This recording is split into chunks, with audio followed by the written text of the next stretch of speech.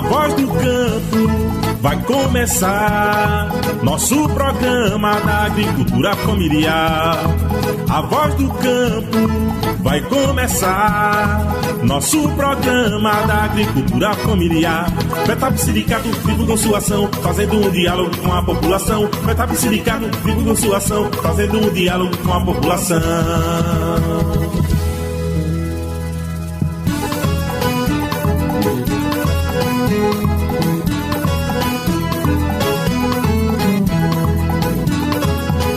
Estamos de volta com o podcast A Voz do Campo. Este é o episódio 32 da temporada 2022. Hoje vamos falar sobre o cenário das eleições 2022 com o jornalista e cientista político Leonardo Sakamoto, que também coordena a Repórter Brasil. O nosso papo acontece a cada 15 dias, quando lançamos novos episódios sobre temas de interesse da população do campo e também da cidade. A Voz do Campo é o podcast da FETAP, uma visão rural, plural e democrática do campo. No programa de hoje, vamos falar sobre o que está em jogo nas eleições 2022, na semana em que o assassinato do Marcelo Arruda, em Foz do Iguaçu, no Paraná, pelo agente penitenciário federal e apoiador do presidente Jair Bolsonaro, Jorge Guaranho, chocou a todos e todas e acendeu um alerta sobre a violência política. Pois é, Gleiciane, Marcelo Arruda era tesoureiro do PT, guarda municipal, foi candidato a vereador e vice-prefeito no município. Ele estava comemorando o seu aniversário de 50 anos com o tema do Partido dos Trabalhadores, o PT, na sede da Associação Esportiva Saúde Física Itaipu, quando Guaranho passou de carro e começou a entoar gritos de apoio a Bolsonaro e contra Lula, candidatos à presidência da República nas eleições de outubro de 2022. O episódio acabou na morte trágica de Marcelo, que deixou esposa e 4 filhos. O jornalista Leonardo Sakamoto comenta sobre esta violência e destaca a estratégia do presidente Jair Bolsonaro de armar a população. É difícil a gente cravar que ela é a primeira morte envolvendo a eleição, porque a gente não sabe o que acontece no interior do Brasil necessariamente. Pode ter acontecido outras mortes, mas essa é a primeira morte que veio a público nesta eleição. E aí, infelizmente, ela não vai ser a última, né? Ela é a primeira, mas ela não vai ser a última nem a única. Não é a primeira vez em que a morte em eleição, a gente lembra o que aconteceu em 8 de outubro de 2018, quando o Moa do Catendê, um músico de Salvador, logo depois da votação do primeiro turno, houve uma discussão dele num bar que ele estava com um bolsonarista, e o bolsonarista acabou puxando a peixeira, esfaqueou ele, matou o Moa, né? Isso gerou muita repercussão também na época. E só que daquele momento para agora, a gente tem uma conjuntura diferente. Algumas pessoas dizem, não, a conjuntura melhorou. Não, a conjuntura piorou. Por uma razão. O presidente da República, ele não é mais um candidato outsider, não é um candidato de fora do sistema, ele está no poder, ele conta com o apoio de várias camadas da sociedade, né? Ele conta com o apoio de uma parte das Forças Armadas, de uma parte da polícia, e principalmente a diferença de contexto que aumenta a preocupação com relação à violência política neste momento em que a gente está, é que o presidente da República atuou nos últimos 4 anos para armar a população. Não é a população em si, mas é armar principalmente os seus seguidores, né? Os seguidores de Jair Bolsonaro, utilizando-se da justificativa, né, de serem caçadores, colecionadores ou atiradores esportivos, acabaram obtendo porte e posse de armas e acabaram comprando armamento. E armamento pesado, né, inclui até rifle, né, fuzil e rifle no meio desse processo, e abriu a possibilidade para aquisição de milhares de cartuchos anualmente. Para que uma pessoa precisa de milhares de cartuchos? Nenhum atirador esportivo precisa de milhares de cartuchos na mesma quantidade de Bolsonaro.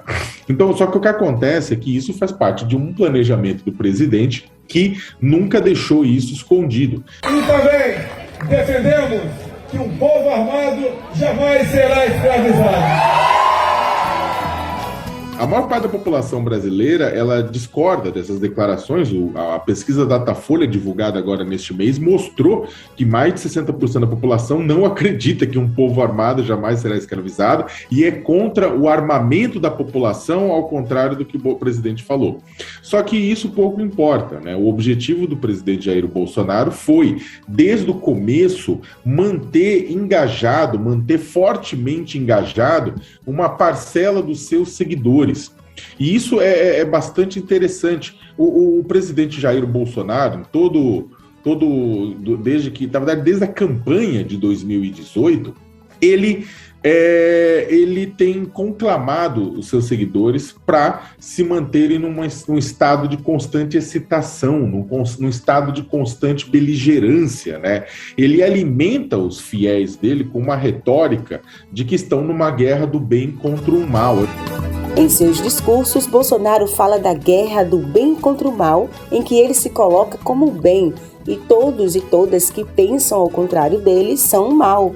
Dessa forma, Bolsonaro se coloca como líder de uma missão divina e alimenta seus seguidores de valores excludentes, inclusive de que vale a pena pegarem armas para matar e morrer. Uma pesquisa recente do Instituto Datafolha revelou que 17% da população, que representa 36 milhões de pessoas, acreditam em tudo que Bolsonaro diz. É um número significativo de pessoas engajadas e fanáticas, capazes de reproduzir conteúdos em prol do presidente em frações de segundos. E é um pessoal com um comportamento extremamente engajado, é um pessoal fanático com um comportamento engajado. Eles são capazes de produzir e capilarizar rapidamente conteúdos em prol do presidente em redes sociais e aplicativos de mensagem. Eles são capazes de pressionar seus empregados, seus familiares, seus amigos a votarem no presidente. Eles são capazes de encher manifestações de rua, como aquelas previstas pelo bolsonarismo no dia 31 de julho ou no dia 7 de setembro. E, se tudo der errado no voto, eles são capazes de ir às ruas atendendo um chamado do presidente de que as eleições teriam sido fraudadas pela urna eletrônica, aquela mentira que a gente conhece muito bem. Né? Ou seja, você tem uma massa de bolsonaristas fanáticos extremamente engajada, que é aquele público para quem ele fala sistematicamente quando diz que tem que armar, tem que pegar em armas, tem que fazer tudo o que for necessário para defender a liberdade. Liberdade é essa que, na verdade, é uma distorção da ideia da liberdade, e, afinal de contas, Bolsonaro usa a democracia para atacar a democracia. Ele exige tolerância com os discursos dele, enquanto ele é intolerante quanto à existência de outras pessoas como trabalhadores rurais, como camponeses, indígenas, quilombolas, ribeirinhos, LGBTQIA+, população negra. Com a inflação em alta e o aumento da fome no Brasil, Bolsonaro tenta aprovar projetos a menos de 3 meses da eleição para melhorar sua imagem e sua avaliação com a população. Para os nossos ouvintes entenderem melhor esta discussão no Congresso Nacional, a PEC dos benefícios também é conhecida como a PEC Kamikaze, que aumenta o valor do Auxílio Brasil para R$ 600, amplia o Vale Gás e cria um voucher para os caminhoneiros. A proposta foi aprovada em primeiro turno e segue em tramitação. Num país onde 33 milhões de pessoas passam fome diariamente, esses benefícios são muito importantes. Qual é a questão, Ilka, e todos os nossos ouvintes e ouvintes? É que essa PEC ela muda a Constituição e cria um estado de emergência até o fim do ano. Essa medida permite ao governo driblar leis para criar benefícios sociais em ano eleitoral, o que é proibido, e o custo calculado é de 41 bilhões. Exatamente, Gleice. E vale destacar que esses benefícios valem apenas até o final do ano. Ou seja, não é suficiente para acabar com a fome, e já existem estudos que mostram que com essas medidas a inflação pode aumentar em 2023. O governo foi muito esperto, porque as pessoas falam, poxa, mas por que a oposição votou a favor do aumento? Mas quem votaria contra esse aumento? Esse que é o ponto, sabendo que a população está passando fome, quem votaria contra? O grande problema é que esse aumento deveria ter sido dado no ano passado. E aí, só que o governo foi muito esperto, né? O governo foi e deu. Então, e deu com apoio da oposição. Porque não tinha como não ter esse apoio. O pessoal fala, não, mas é eleitoreiro. Mas a população está precisando. Inclusive, isso é muito louco, porque entre 31 de dezembro de 2020 e abril de 2021, durante 96 dias, o governo Bolsonaro suspendeu o auxílio emergencial. Vamos lembrar bem. Suspendeu, disse, não tem dinheiro, vamos ver o que acontece. Essa segunda onda pode não ser tão grave, não pode não ser tão grave. Vamos lembrar que no início de abril estava morrendo 4.200 pessoas por dia de Covid. Você tinha cadáveres amontoados na geladeira do hospital, amontoados em containers, né? E as pessoas estavam com medo de sair na rua, tudo isso mais, e o governo Bolsonaro tinha suspendido. Naquele momento, a fome deu pico. Esse pico de 19 para 33 foi principalmente naquele momento, no primeiro semestre do ano passado. E aí o governo foi e disse não, e depois disse não, e depois não quis aumentar, e negou o projeto da oposição. O ponto é que agora o governo foi e abraçou, né? Então, como discutir isso? Primeiro que é o seguinte, não dá para ser contra o aumento, não dá para ser contra. Mas o que dá para criticar é que, pelo fato disso ter sido eleitoreiro, o governo deixou a fome crescer, né? O governo deixou a fome crescer e aí depois distribuiu dinheiro para a população para que a população votasse nele por causa da fome, né? Isso é um discurso que vai ter que ser explicado à exaustão. E da mesma forma, esse dinheiro, esse aumento, só vai até 31 de dezembro. O projeto do governo só colocou o aumento até 31 de dezembro, como se a fome acabasse de forma mágica depois disso. Não acaba. Então, isso é a prova de que é eleitoreiro, né? Isso aí as pessoas têm que explicar. Mas eu não me importo seja eleitoreiro desde que eu como. Eu falei, meu amigo, tudo bem, mas 31 de dezembro acaba. 31 de dezembro acaba. E explicar que a sua fome ela foi, essa fome levou-se e ficou desse tamanho exatamente por um cálculo também do próprio governo, que deixou a situação ficar muito ruim para agora ele vender um pacote de bondade. Outro fator importante de ser observado nas eleições deste ano são as redes sociais. A partir da campanha de 2018, ficou muito evidente o papel das redes na manipulação da opinião pública e na propagação de campanhas de ódio e de notícias falsas. Perguntamos a Sakamoto o que mudou da eleição de 2018 para a eleição deste ano em relação ao controle das redes sociais. De 2018 para cá, o Tribunal Superior Eleitoral acordou, se ligou de que, o que a gente estava avisando desde 2013, a força das redes sociais na definição de voto, né, na força da manipulação da opinião pública através das redes sociais para o voto.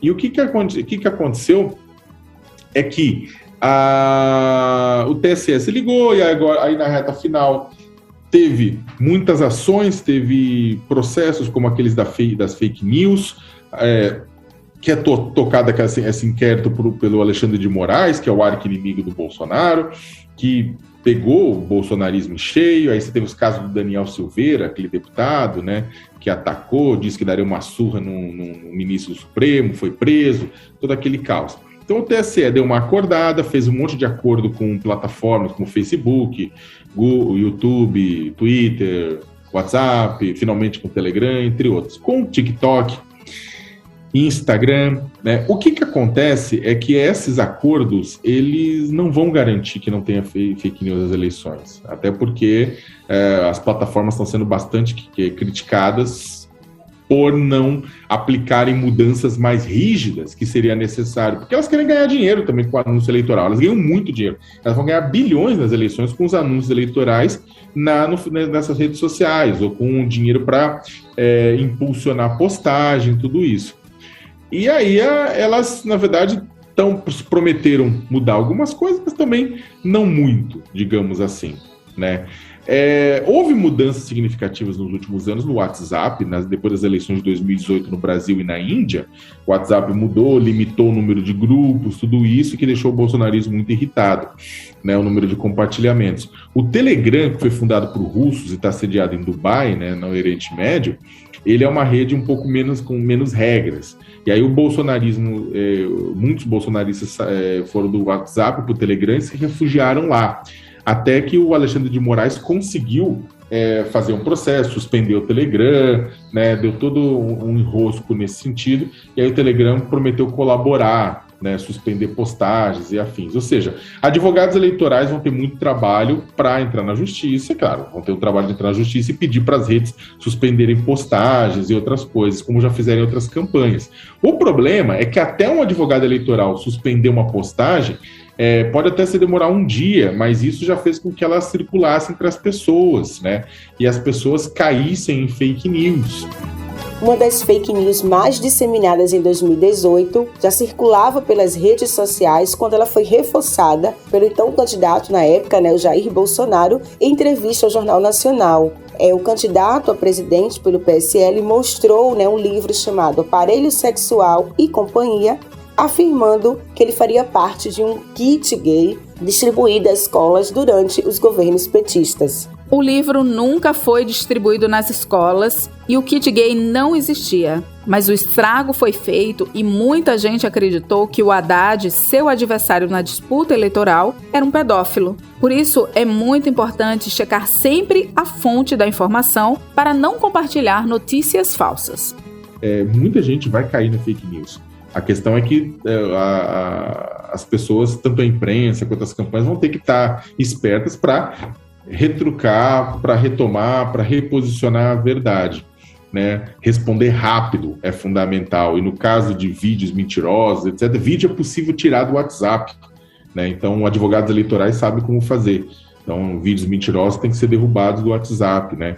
Agora, nada substitui a conversa pessoal. Quanto mais vocês puderem conversar pessoalmente, a pessoa, na verdade, na formação dos conceitos na cabeça da pessoa, quando a pessoa conversa pessoalmente, olho no olho com outra pessoa, isso é mais forte na formação do voto do que via internet, né? Então, quanto mais conversas olho no olho vocês tiverem, isso funciona mais. Agora, não significa que não tem que ter uma ação muito forte para desmentir rapidamente mentiras e para ficar de olho, para denunciar para a Justiça Eleitoral, inclusive.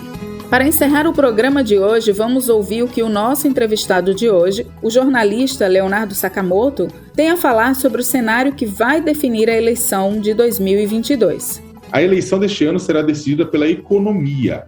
Economia. Se a economia melhorar, o discurso do Bolsonaro de costumes, de comportamento, de aborto, dessas pautas assim, morais, ganha força porque a vida dos brasileiros melhora um pouco. Se a economia piorar ou se mantiver desse jeito, aí não tem como para ele. A questão é a economia. Em 2006, o Lula teve muitos... ele sofreu muito ataque por causa do mensalão, das denúncias de mensalão, né, do mensalão, e ele se reelegeu mesmo assim porque a economia ia bem. Ele quase ganhou no primeiro turno, acabou indo no segundo turno, teve mais votos no segundo turno do que no primeiro, porque a economia ia bem, né, ganhou inclusive do Alckmin. Agora, com relação ou seja, a economia vai ser o grande motor disso. A gente agradece a participação de Sakamoto, foi um papo muito esclarecedor, que trouxe muitas informações importantes que precisam ser refletidas pela sociedade. Afinal, estamos vivendo momentos difíceis e sabemos que o resultado das eleições no dia 2 de outubro será muito importante para o futuro do nosso país. Basta de tanta violência, de tanta intolerância, de ataques à democracia. Vamos enfrentar o fascismo e fazer política com amor. Há esperança e precisamos atuar nas ruas e nas redes sociais para ter o Brasil feliz de novo. Antes de encerrar, a gente quer pedir para vocês conhecerem os perfis da FETAP nas redes sociais. Entra lá, segue, curte e compartilha com seus amigos esse podcast. É bem fácil de achar. No Instagram é só digitar FETAP_oficial e no Facebook e YouTube FETAP.oficial. Esse podcast tem produção da Assessoria de Comunicação da FETAP. Roteiro, Gleiciane Nogueira. Locução, Gleiciane Nogueira e Ilka Oliveira. Montagem e edição, PH Assessoria de Comunicação. O podcast está disponível na plataforma digital de música Spotify. É só acessar a plataforma e digitar A Voz do Campo. Obrigada pela companhia. A Voz do Campo vai se despedindo agora, o podcast da FETAP. Até outra hora. Uma realização FETAP, Sindicatos e CONTAG.